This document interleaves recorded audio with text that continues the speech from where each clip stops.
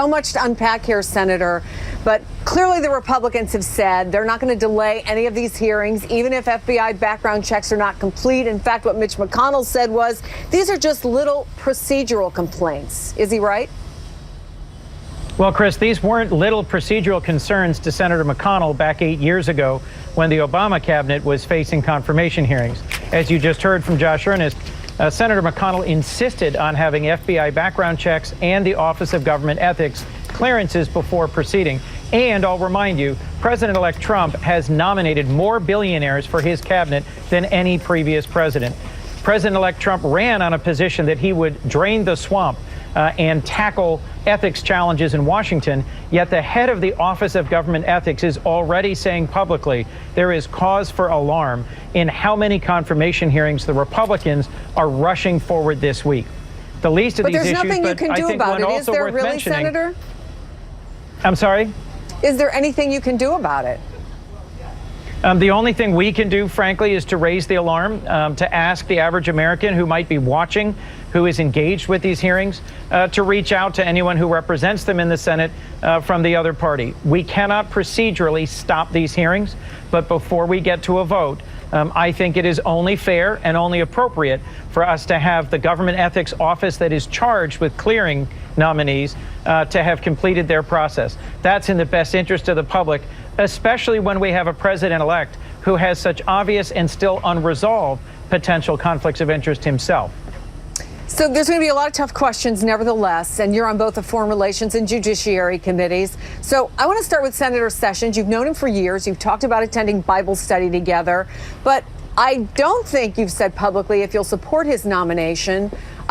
Do you? And if not, what questions do you need answered? Well, Chris, I know Senator Sessions well, and I have said publicly that he's someone I consider a friend and who I've gotten to know. But I spent the weekend reading through a 300-page briefing book on his legislative record, on his public statements, and I had a long personal meeting with him last week. I will have a number of tough questions for him at tomorrow's hearing because there are many issues: civil rights, civil liberties, torture, treatment of prisoners in federal prisons, criminal justice reform, where I believe we have stark differences in our views, and I have not yet made up my mind. I will do my best to keep an open mind, but I will tell you it's clear to me that we have very different values and priorities. You also met outgoing Exxon CEO and Trump's nominee, of course, for Secretary of State last week. You said what he told you about recent Russian aggression doesn't fit with the president-elect's public position. So I wonder if you're looking for Rex Tillerson to prove himself as a moderating force on foreign policy, or is this a whole new world we're in where you're questioning someone who's a nominee for a critical position and they just might not see eye to eye with the man they're going to serve? Well, Chris, I think it's more the latter. Mr. Tillerson and I had an hour-and-a-half meeting last week, and as I've read into his record, he had answers for me on my core questions about whether he understands the difference between being CEO of a major oil company and having relations with Vladimir Putin in Russia to extract shareholder value, and being Secretary of State, where he's fighting for America's values, for press freedom and for human rights and for democracy. And he had strong answers about the value of NATO, about how he sees Putin's aggression in Russia's aggression in Ukraine and in Syria. And I'm hopeful that we'll get similar strong and clear answers from him at the hearing on Wednesday. One complicating factor, Chris, is that we're going to have ongoing hearings for Senator Sessions on one committee Wednesday and hearings for Secretary nominee Tillerson on the other committee happening at the same time.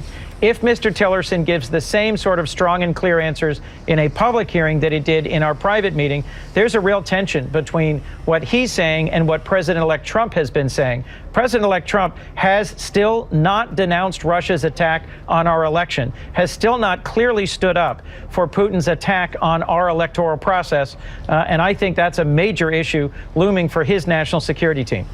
And in fact, you've called the president-elect irresponsible for citing Julian Assange and disparaging U.S. intelligence community over Russian hacking allegations. And I know you've called on him, put down the phone, stop tweeting. He obviously has ignored that advice. In fact, he tweeted this weekend that only stupid people don't want a good relationship with Russia. Is he talking about you, Senator?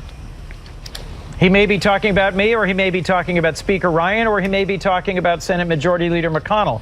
Both Speaker Ryan and Majority Leader McConnell have recently said that they don't expect us to have significantly warmer, better relations with Russia.